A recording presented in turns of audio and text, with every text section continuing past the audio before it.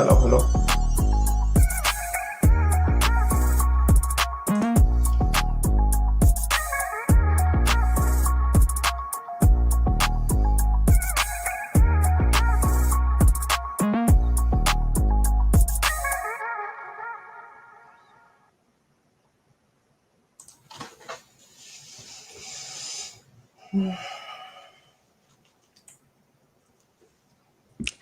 Hello, everyone. Happy Monday.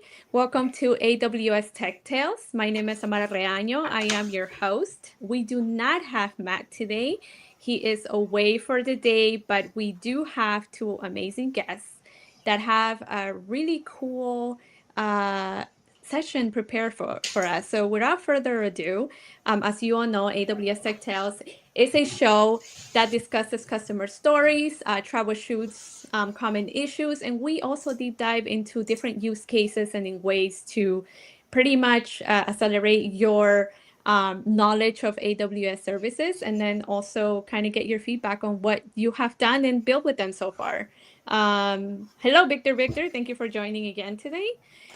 Without further ado, Oscar, Jean, welcome to the show. I'm going to give you each some time to go ahead and introduce yourselves. Cool. You want to go first, you? No, you first. All right. So, okay, nice to meet you, everybody. So, my name is Oscar Diaz. I'm a senior technical account manager and also part of the cloud operations team. So, everything related to governance, compliance, security. So, I'm really excited to be here with all of you. Awesome. Yeah, so hi, everyone. My name is Jean Velez. I am a solutions architect AWS based in Puerto Rico. And I'm in charge of fintech companies, financial industries, as well as I'm part of the cloud operations community. So I'm very happy to be here. No, thank you. And thank you for joining today. We have Erie. Hi, Erie. Welcome back. Thank you for joining today. So I know that we have a very exciting session today. I know that we're going to be talking about AWS Config. So why don't you kick us off, Oscar? What do you have in store for us today? Cool. I have a quick overview of some of the most important aspects of AWS Config, and then we have a demo where we show you how to use AWS Config to manage your compliance at scale through your whole organization. So we want to dive deep on that, and then how to manage like the different standards, how to create like set of rules, how to optimize your AWS Config, for cost, so you don't pay too much on that either. So yeah, we're gonna be covering all those different topics. So yep. Okay, awesome. So, and to remind everyone watching, if you have any questions, any comments during the walkthrough and the session, feel free to drop them in the chat, and I will surface those to Jean and Oscar to kind of get them answered while we're in the stream. So I'll go ahead and pull your screen. Are you ready, Oscar? Okay. Yes, 100%. So can you see my screen? Yeah, I can see my screen now. Cool. So, before I start, maybe we have advanced people in the audience. Maybe we have people that should start working with AWS Config. So first I want to do like a quick overview of what AWS Config is. So basically, AWS Config is a service that will record your configuration items. So it's going to record the configuration of your different resources across AWS, and that will help you to keep compliance in your account, in the different regions in your account, but also in your organization. So one of the use cases for AWS Config is to show auditors the compliance of one resource, that has been compliant continuously, versus maybe having in compliance for like a couple hours and then out of compliance. So that will be number one. Number two, so the resources are in continuous compliance. Number two, also it will help you to discover a misconfiguration of several resources. So this is a service which is really important in our whole governance delivery, because this service is going to be used by other services as well. Like Security Hub is going to be using as well by Control Tower, is going to be used as well. So Security Hub, Control Tower, there's one more that I missed my mind, but yeah, it's a really important one. So yeah, some of the functionality is going to be continuous monitoring, continuous management. Yeah, and we're going to start getting into the different aspect of AWS Config. So yeah, Victor said how much a compliance team love is specific audit compliance related, which it's pretty much what you have gone over. Is specifically what they use space and ties here. Yes. So yeah. Yep. So yeah. So let's start. And the service that I was missing is CloudFormation. When you use CloudFormation hooks, yes, it came back. Okay. So let's start working at AWS Config. So let's say that you have an organization, right? And you have only one account in one region. It's really easy. You come to the console, you click here, one click setup, and boom, you have it up and running. But that's not usually the case always. You have sometimes several regions that you want to enable it for, or maybe you have like 100 accounts that you want to enable it for. So just picture yourself going, enabling one account, one region. Yeah, it's like the individual aspect of things. It just creates a lot of work. Yeah, it's just painful, right? So in this first demo, what I want to show you is how to enable AWS Config at scale. Right? So that's the first thing that I want to do. So for example, when you come here, and then while I'm doing that, and this is not going to be the way, I just want to show you some of the fields. So when we do the automation with CloudFormation, you understand what we're doing. So for example, when we come here and we are enabling the recorder, we need to keep in mind several points. One is like, what resource type do you want to record for? You might want to record for all the resource types, the one that we currently supporting right now and the ones that are coming in the future. That's great. You can choose this option. Or maybe you want to set up for very specific resource type. The difference on that is that the most resource type that you're recording for, probably you're going to end up paying more because the pricing, how it works is based on configurations items. Then you have two default settings: recording continuously or daily. If it's a very tight environment that you need to show compliance continuously, and there's no room for missing a couple hours of compliance in the timeline, you really need to use continuous recording. But if it's a sandbox account, or you have like a very specific use case where you don't need continuous compliance all the time, you can use daily recording. The difference is that with daily recording, AWS Config is going to be recording only one configuration item through the whole day. So let's say that there's a workload where the resources are changing constantly throughout the day, only going to record it once by the end of the day. So you need to keep that in mind. That's the reason why you're going to pay less if you're using daily recording than if you're using continuous recording. But it still actually catch and record all of the resources that were used for that day. Okay, cool. Yeah, and thank you for that declaration. Yeah, so let's picture that you have a workload where you're creating security groups all the time and deleting security groups all the time, or maybe just changing the rules inside of the security group. That's going to cost a bunch of different configurations items, because the configuration is going to be changing so much, and then you're going to end up paying for that. And also you need to keep in mind that you're going to have resources. Let's say the security groups one, they are going to be linked to other resources. For example, if the security group configuration change, the EC2 configuration also is going to change. So you're going to be paying for each new configuration item. It's a continuous thing, a loop, let's call it that. Yeah. Exactly. So you want to keep that in mind, because that's going to be important when you are creating your strategy for compliance and using AWS Config. Then you can override some of the resources. So for example, then this is really important as well. That we have globally resources like the identity access management resources, Route 53. Those are global services. So you want to record that in only one region. You don't want to record that through all, 10 regions. If you record the globally resources in each one of the regions, you're going to be paying for like duplicated configuration items. So when you are creating your strategy, you want to say, okay, in each account, US is the one who's going to be recording global resources, and the other regions, we're not going to be doing that. So you want to set that flag when you are creating your strategy. So for example, and here you can say, okay, I want daily recording. I want to exclude those resource types from recording. And then you're gonna select the role, and then you're gonna go to delivery channel. And this one here is super important as well. And I want to explain you why. So the delivery channel, you're gonna be creating a bucket, which can be you create a new bucket, choose from your account or from another account. And in this bucket, all these configuration items, the AWS Config grab, are going to be saved here. So this will be your evidence if you need to share this with auditors. But also, you can do something really cool that I'm going to show you right now. Can you see my screen? Yep, we see it.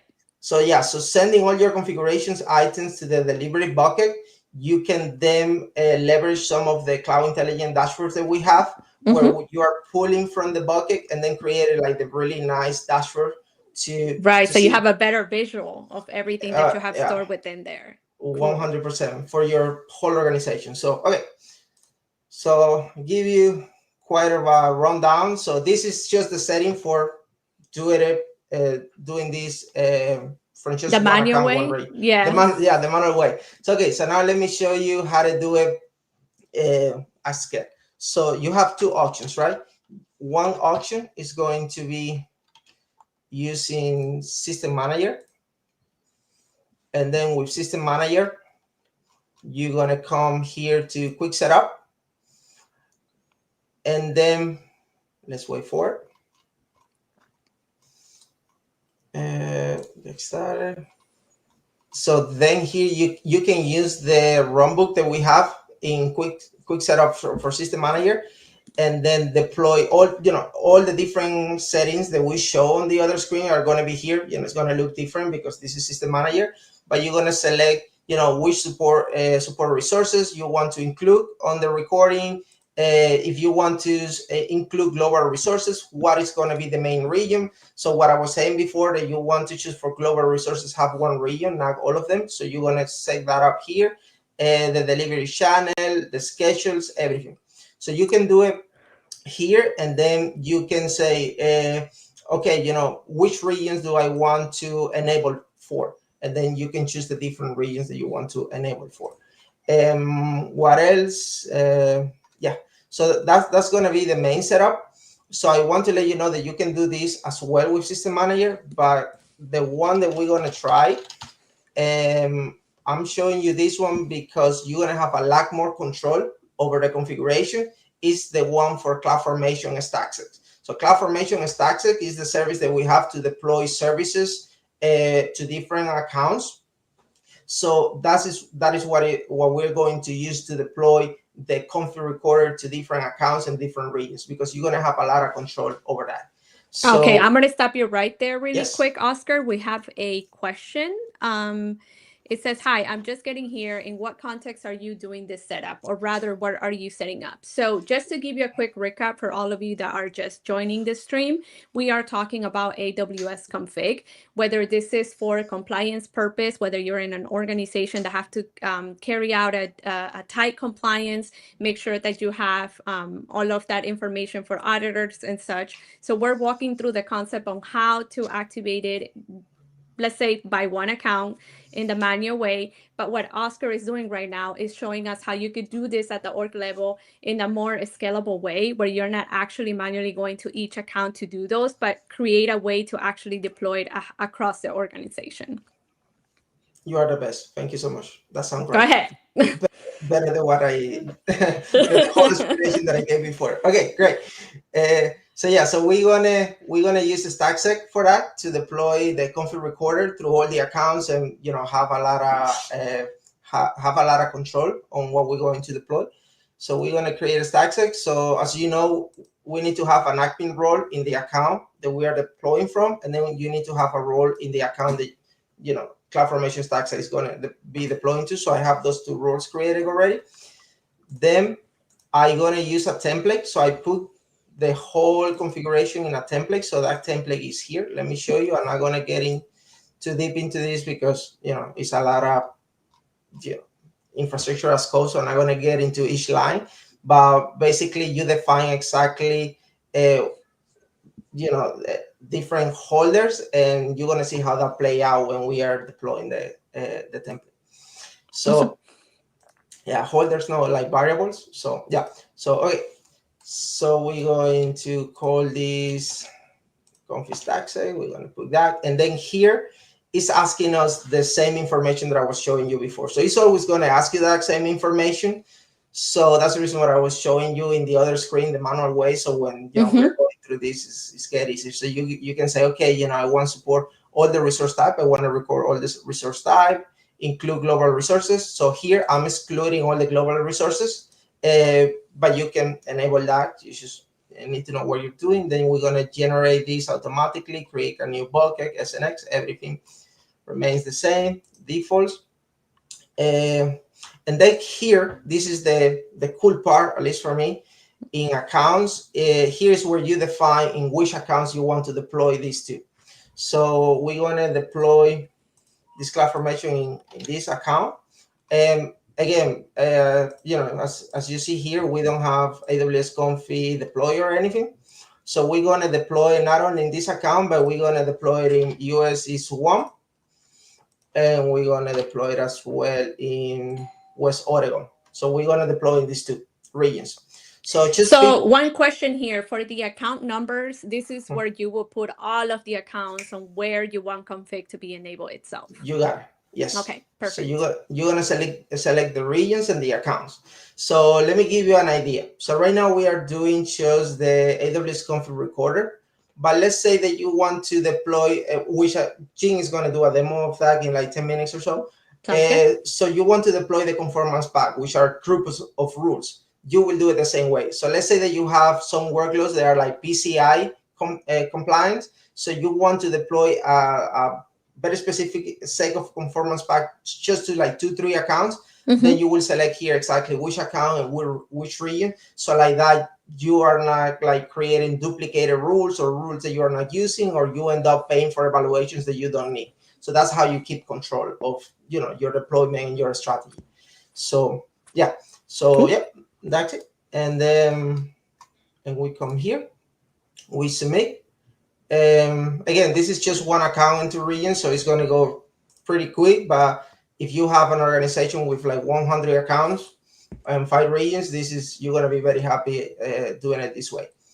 So okay, let's wait for this to finish. Yeah, once that goes, we have best way to get a job at AWS. I would say visit the Amazon Jobs portal. That's where you're gonna see and have visibility into all the available jobs in the different regions, different countries. So highly recommend you do that. Thank you for joining today, by the way. Reminder, if you have any questions throughout the session, please feel free to drop those in the comments and I'll surface those for Oscar. Yeah. So just one comment on that is like you apply again, you apply again. You continue. Yeah, and you also gotta love technology. Like good or bad, you gotta love it. There you go. Yes, 100%. So okay. So let me see. I guess while we wait for things to kick off, is there any, let's say, things or issues that you have seen customers or internally while you're being testing of issues that come through, or something to really take into account whenever you want to, let's say, do this multi-account enablement of AWS Config? Any considerations of best practices there? You were going to say something, you?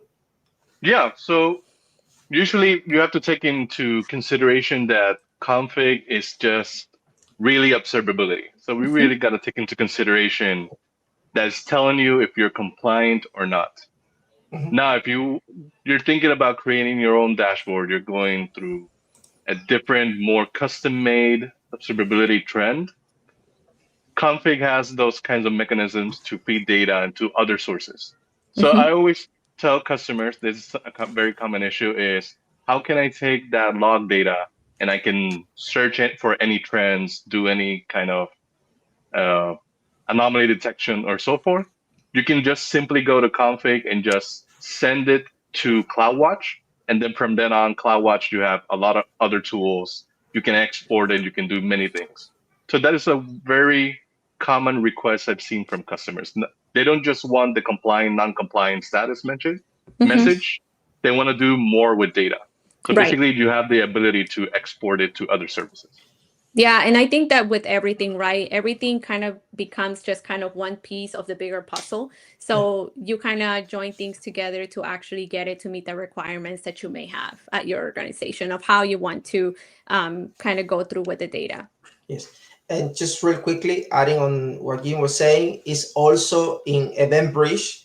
If you have like CloudTrail enabled EventBridge, it's going to have a bus just for AWS Config. So you can see the events that are happening in AWS Config, like a new configuration item recorded, any change in the configuration item, and create automations from that. So yeah, Jim, were you going to say something? Okay. Yeah, so it's a very good point because for those who don't know what CloudTrail is, it's really an auditing tool. So another observability. So CloudTrail really tells you, so if going back, config tells you what happened, CloudTrail tells you who did it. Who did it? Yes. Yeah, exactly. So it's not like finger pointing, hey, it's your fault. No, we're saying that we're keeping an audit trail, everything. And we have different types of solution. If you look at AWS What's New or AWS blogs, you'll see how they use those different features, use EventBridge to detect those kinds of anomalies and do some custom solution, custom fix, or custom data gathering. But you can see that with just those two toggles, the sky's the limit. So you can do many other kinds of solutions. I have a quick question here also. As I understand in this section for assigning permissions to an organization's environment, such as development, QA, and production. So I guess this is more of like a question of what you're doing right now here. It is not that you're assigning permissions, but rather you are enabling. Enabling, yes. So I'm enabling the service through like a multi-account organization where you have a lot of accounts, a lot of regions that you need to monitor for. And then I'm just teaching you, or not teaching you, like showing you how to do it in a optimized way and easy way per se. Yeah, so it's not such in the permission side of the house. It's more of like enabling across many accounts rather than just one. I hope that answers your question. Okay. Yeah. So really quickly, because I know that Jim has something else to show. Go ahead. Yeah, I want to do a quick overview. So really quickly, on the top part, you have the dashboard, a conformance pack, which is going to be groups of rules that you're going to enable. These are going to be, also you're going to have the rules. The rules are split between AWS managed rules that AWS created for you. For very complex use case, you have custom Lambda rule where you can use, and then GAP rule. Jim is going to be talking on that, so I'm not going to jump into that too much. And then here are all the settings that we configured before, and then you can come and change it at the account level. So right now, really what I want to show you is aggregators. So aggregator is a huge deal for AWS Config because you can aggregate the data from different accounts in different regions into one centralized account. So instead of jumping around checking your compliance data, you can designate one of the AWS Config admin accounts and then send the data from all your different accounts there. But also has another very handy functionality, which is that you can authorize account from another organization to send data here as well. So let's say that you have two organizations, two different payer accounts. You can send data from one payer account, one organization to this other organization. So you can centralize everything in just one place. I don't recommend that you do this for everybody. I recommend that if you centralize this data, only the security team have access to it. Just the team that actually needs access to the data at hand. Because it's going to have like all your compliance data in one place. So right now, really what I'm going to show you, and I'm going to show you like really easy and fast, is how to create the aggregator, which is super fast. You create the aggregator. Let's call the aggregator multi-region. And then you can create my organization. If you choose my organization, any accounts in the organization and any future accounts will be enrolled in the aggregator. But if you select individual accounts IDs, basically every time that you add a new account, you have to come back and update it. Okay. Yeah. So that's how it is. But now what I want to show you is how to do it from like a multi-organization perspective, so people see it. If you do it for your organization, it's going to be very easy. You just click here and everything's going to be configured for you. But I want to show you the multi-organization way. Yeah, which I think that it's a use case that it's more relatable to a lot of users, because usually we have many payer accounts, so it makes sense, right? Yes. So basically I put the account for my other organization. This is the payer account where I have the data. And then I select the regions in the other account. So I let me add two. I'm gonna add this one as well. So I'm gonna add the other organization and this organization as well. So I'm gonna be pulling information from the two. So I'm gonna create aggregator. So the aggregator is here. So now let me show you here. So basically you have to go to the other organization. Okay. And in the other organization, you have to go to authorizations here. And then authorizations, you need to create an authorization for that, for the first organization, for the aggregator organization. So we are allowing the other organization to pull all data from our data from here. So wait a second. Authorization. So right now we just authorize this account. So it's not that you get like an invite or like a notification itself. It's like you also have to go through the setup in the individual organization to then be able to merge it into the one that you're trying to ask it to join. You got it. Okay, cool. Yeah. So you have to any account that is outside from your organization, you need to come and authorize that invitation. So, it shouldn't be anybody sending data all over the place. It should be your security administrator, your director, whoever it is who approved that. So, really simple, couple steps, and then you already have your aggregator here. So this take a few minutes. Once that you have it, you can come here to the compliance dashboard, filter by the different dashboards that we have. Also, you can see the conformance packs that we have. And then the cool part here is this is going to be like a centralized console for your organization and the other organization or the different accounts, where you can see the conformance pack for all of them, the regions for all of them, the rules that are enabled, and this will help you to query. So that's how we get to advanced query. For example, let's say that you are having issues with the cost going too high. You want to use queries to find if you're using like duplicate rules. If you have conformance pack, they are using like the same rule for different purposes, and then you're paying double, and then you can, figure out a way to avoid all of that. So yeah, this is how you do it. And then the last thing, I promise you, I'm gonna let Jim go now. Because if not, I'm gonna stay talking here too long. So I'm gonna show you the other cool part is that if you have Kiro, which we have talked about in many occasions during this stream, so a lot of people are familiar with it and have already kind of been playing around with. Yes. So for example, you can come here and use Kiro to say something like,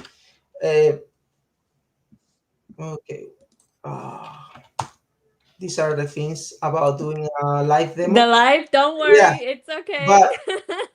But you are following me. You can take Kiro and then you can say, hey, Kiro, go here and query my aggregator and look for this. And then Kiro is going to create the query for you, and then it's going to come and then we'll do it. For example, this query here, I did it like an hour earlier, to run here in this demo. So so we need to wait a little bit before all that data come up, but it will come up. And then when come up, you can select the query scope and then use Kiro to generate all your queries for you. And then you just come here and you query, and then you find information. And this is going to be very handy for like a multitude of reasons. So just want to let you know about that. So we have a quick question here before we move forward. It says, Luis wants to know, why is cloud compliance becoming increasingly important for business operating in highly regulated industries? I guess it's just like the feedback that you have seen with customers and how they handle their compliance strategies. Yes, like they they need to be compliant with certain standards and regulations, and they need to show usually every year to an auditor, like, hey, we are following this standard. And like I say in the beginning, it's not that when the auditor come, I'm showing you that I'm following you the standard at that time, but I need to show the auditor that I've been following that standard continuously for last year or whatever. So people, for example, have like PCI standards, or for the government or the financial industries, they have to be very careful with the workload. They have to be running and be up to date with compliance and follow security at the best of their ability. And AWS Config is one of the services that are going to allow you to do that. So yeah, that's we're talking about it in this session, Luis, more about how you actually leverage AWS Config to make it be part of that strategy to be able to have that, right? And it's also based on the organization's requirement and how you want to use it. Okay, yep, cool. Ready to move forward. So, and the last thing that I going to say, let me see if I can find a resource here.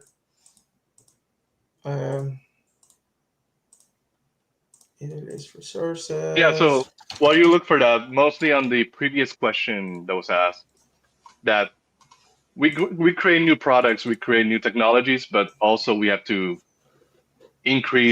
grow with the security and compliance. And so that's one of the things you see with Config. So once you get started, you're going to see there's a lot of communities, there's a lot of repos in GitHub or GitLab that you can see there's hundreds of templates across all those compliance issues that you can adopt and modify to your own.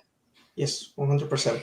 I have a quick question here that is very interesting. El Inge says, since we're viewing the total count of resources by account and region using that aggregator, do we have any automated config rules to detect whether there are any active but unused resources, such as EBS volumes or unassociated Elastic IPs in those regions?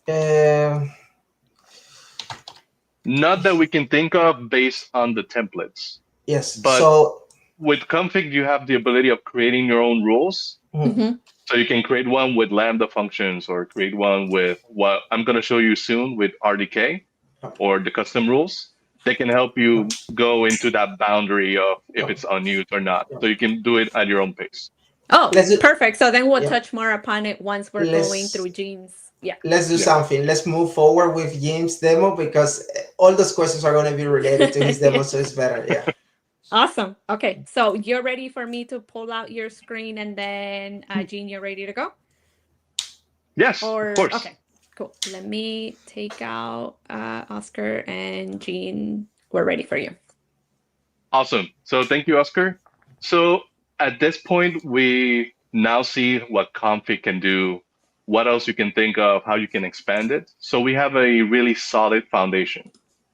So we saw with Oscar that you can deploy it across accounts and regions, and it's recording resources, knowing if it's compliant or not. But usually when we show this, there's usually a part two, like the movies, part two, is that we're just recording right now. So really now the question is it really compliant?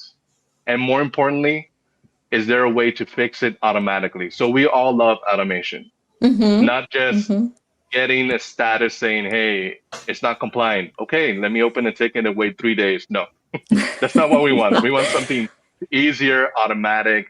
And sorry if I'm playing with my person, just really slippery earbuds, finding ones. So yeah, it will look funny during my demo. Yeah, so what we're going to do now is we're going to move away from watching and we're going to start enforcing.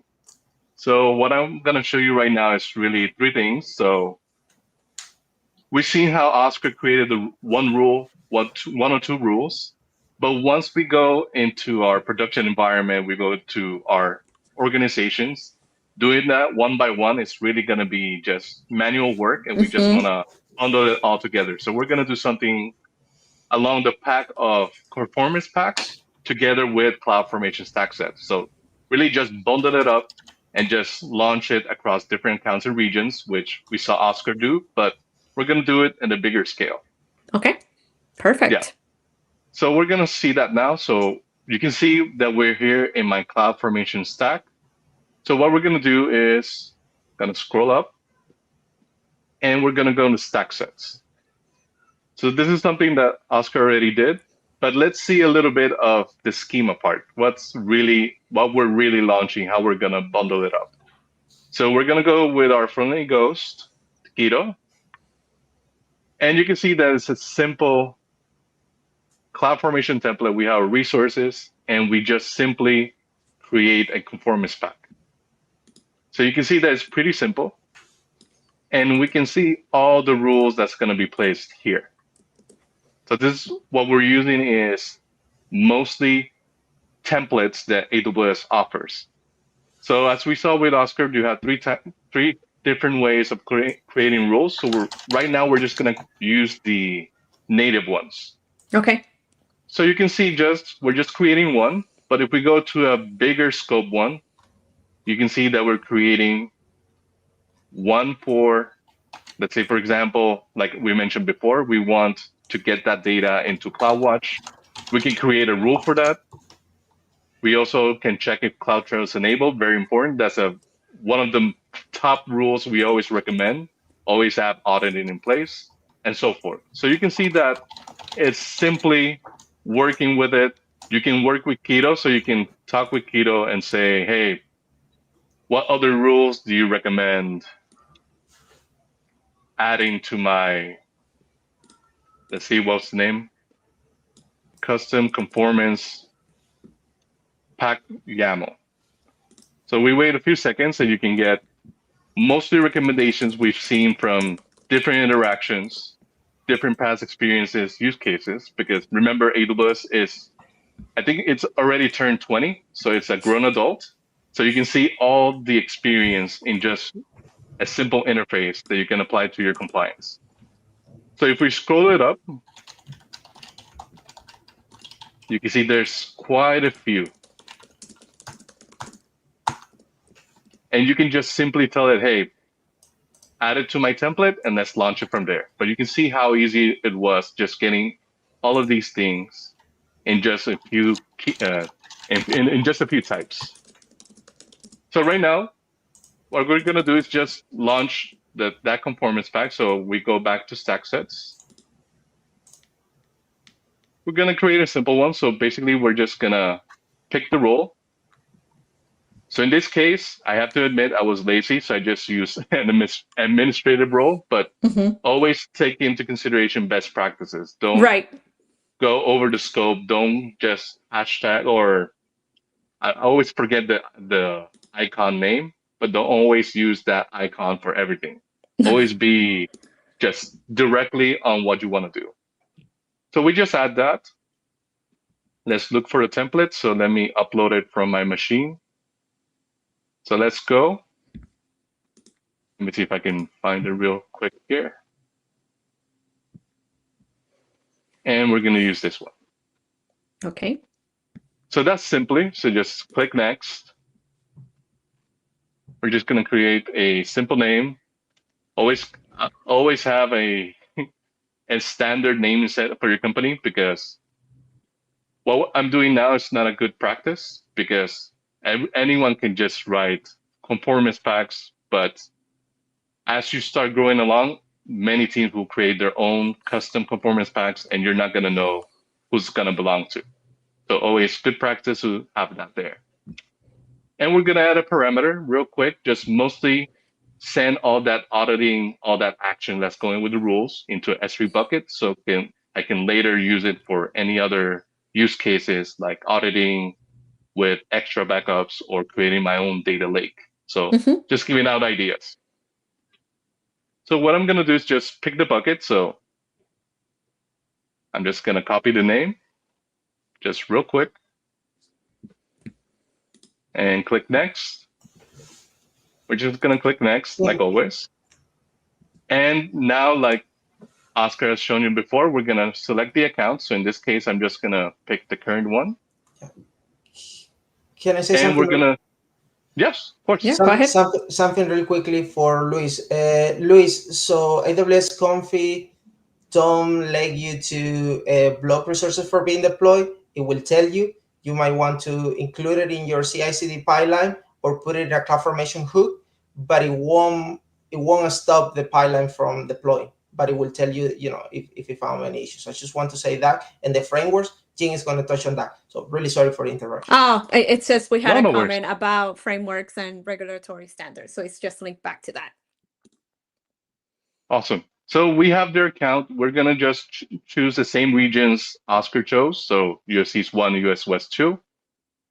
And if you haven't played around with it before, when you're starting to work with your organization, launching their CloudFormation, you have that control of how many instance parallel you want to run it and how many can you tolerate failing. So you don't have to wait hundreds of accounts, hundreds of regions waiting for rollback. You can just establish a number saying, hey, if 2 of them failed or 20% failed, just stop right there, please. Okay. Roll it back. Right. Sometimes some people are patient. I'm not patient. So Yeah. it's always good to have a number.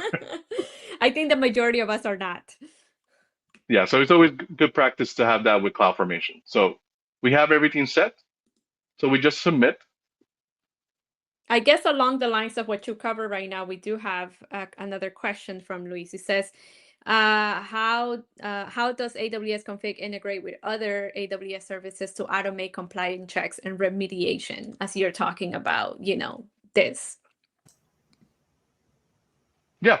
So mostly in the backend, Config uses the same mechanisms as CloudFormation. So if you see the CloudFormation, then you see that you have AWS service name resource type or the feature. So it uses that mechanism to really connect to it and really look out for the compliance rules based on what the rule stands for. So what we're going to show you now is how to create your own rule using those types of resource that CloudFormation uses to create it. So you can see that that simple syntax is used across the board in many other AWS services. So I don't know if Oscar was going to say something, but that is mostly the gist of it. Yeah, and real quickly, you can integrate that with System Manager automation, the System Manager documents, but also remember what we said before about the event rules. You can create a event rule to cache all these events, and then when you catch the event that you're looking for or the rule, the resource type, then you can kick off another automations that you might use with Lambda, you might use with System Manager or other services.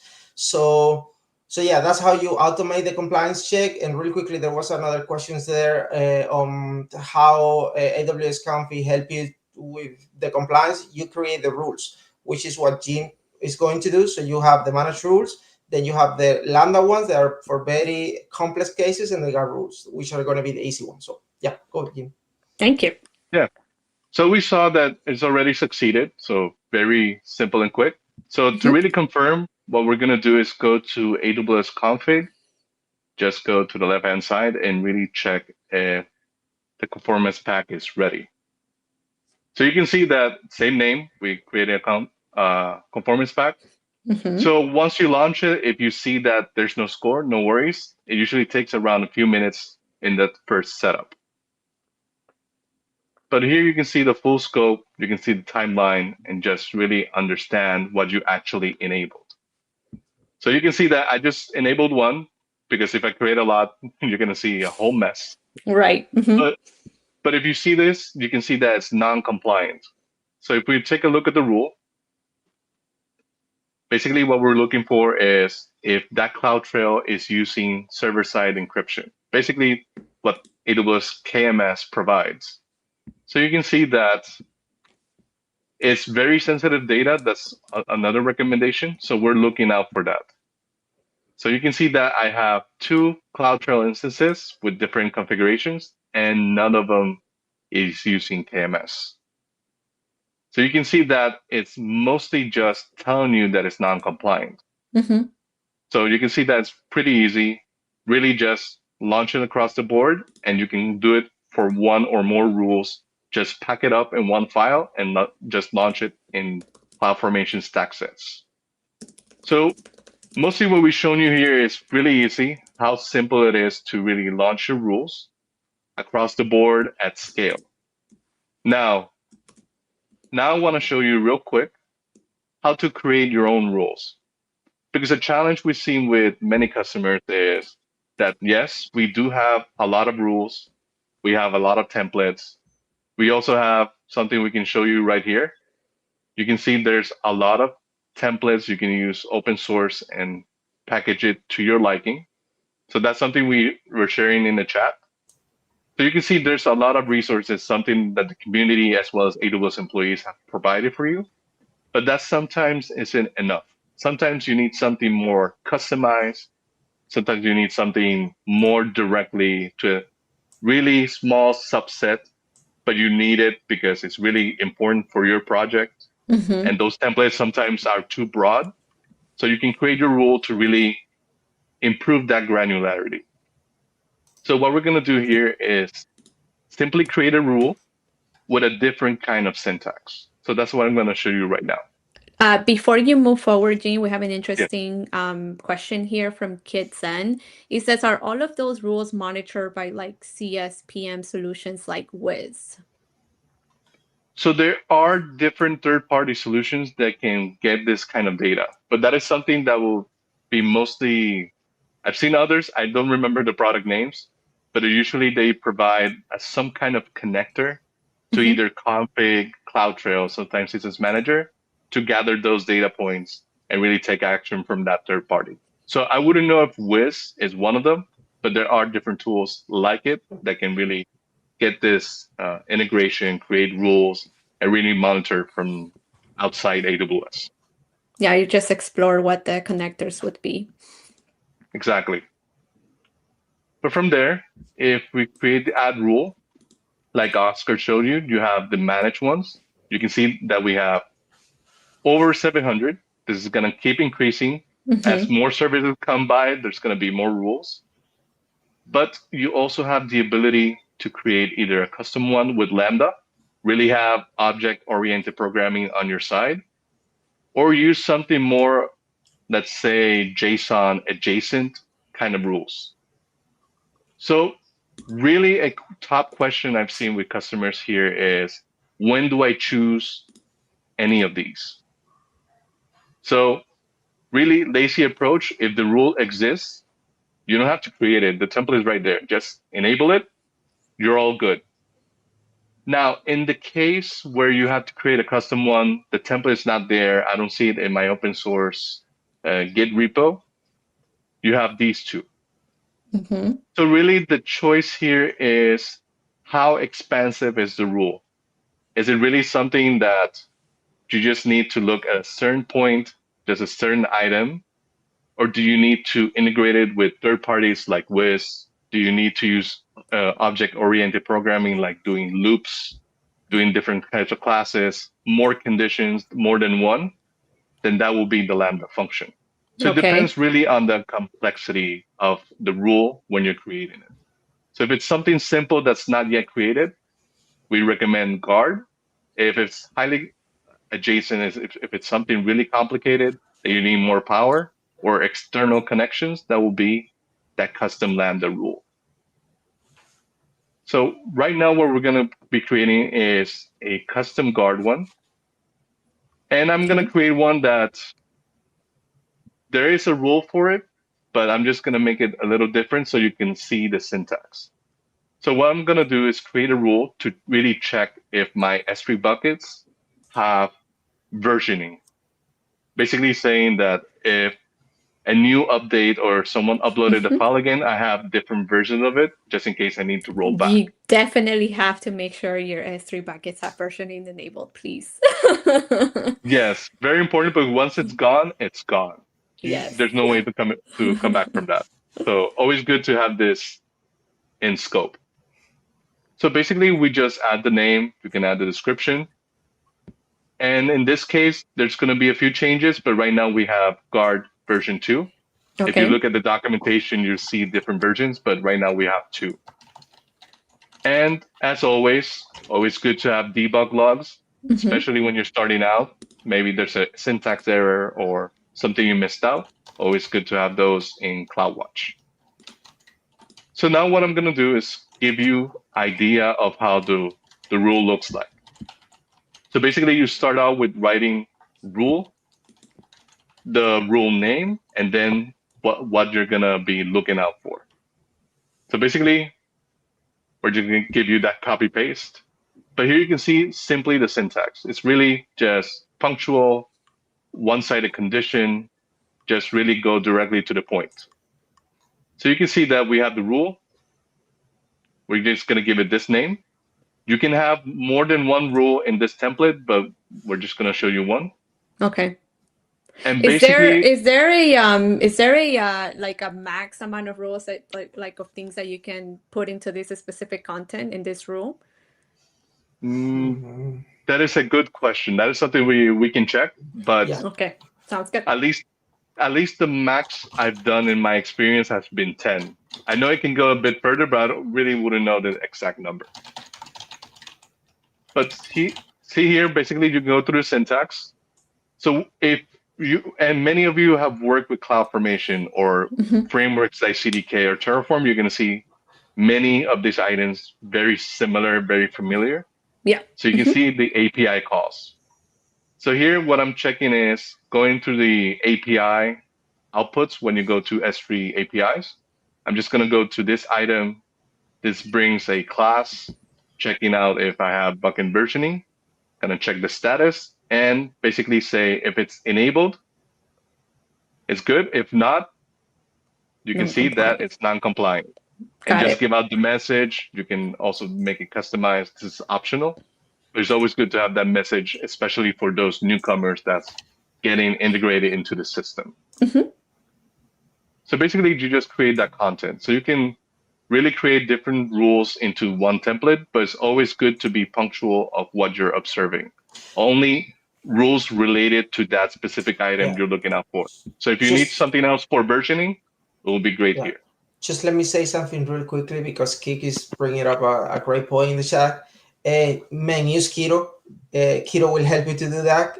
So he's asking if there's like some agentic AI that will help you to build these rules. I highly encourage you to check or try Kiro or one of our AI agentic tools. So, Jim. Yeah, and then just to do a time check, we have 8 minutes remaining. So let's go forward. Of course. So really on that question, what we really recommend is there are many AI tools. I personally love Keto. Yes. But what we highly recommend is just focusing on the prompt engineering practices. So really give it that source of where it can learn RDK and really give it the context you want. So compliance really comes from different roles. It's always good to really establish the role you want the agent to take in, give it as much of relevant sources that you can, and really get to the point of what you want to create. So with Keto, you can use this documentation. You can go to AWS RDK documentation, give it as a source, and then work from there saying, hey, what can you create me a rule regarding S3 encryption, something regarding CloudTrail encryption, or if it's configured, here you can find that source that you can feed to your preferred AI agent. So that's really the next recommendation I will give you. And Kit, definitely ask us all the questions. The time comment was more for us and our side rather than the questions. So we definitely want you to keep asking questions. Of course. So really just really going fast. You can see that there's different evaluation modes. That's something Oscar mentioned, so I'm just gonna skip it, but it's really important to really take a look at these two. If you wanna do it with just the resources that you already have created, so have it on detective. Now, if you wanna create a custom solution saying that before I launch something, I would like to do a compliance check, we recommend using proactive. So it's really depending on your priority and how automated you want to make that compliance. So really just take a good look at these two. So from then on, we mostly just click next. Here we can see the rule. It's going to take a few seconds and we just click save. So really it's going to take a few seconds. It's really going to be, take a look at the rules, all the regions we just configured based on your organization. And then from then on, it's really asking that final question is, how can I automate that fix? Mm-hmm. Really getting that status and just fixing it once it comes by and not going through it manually as we all, or many of us currently do. So really it's a simple approach in which you can see that it's already taking place in a few things. It's going to take a while. But mostly what we can do is here you can see the option. So I'm going to show you how to do it manually. But here you can have different kind of templates, not for rules, but for the solution. So you can see that you also have all these remediation actions, many things that AWS have provided, and that you can also create your own and add it to the pile. But you can see how we have different runbooks, which most of them are Systems Manager, that can really help you automate that fix whenever a certain instance comes into non-compliant state. So let's see if I can find the names. Let's see if I can find something related to version. Oh, there you go.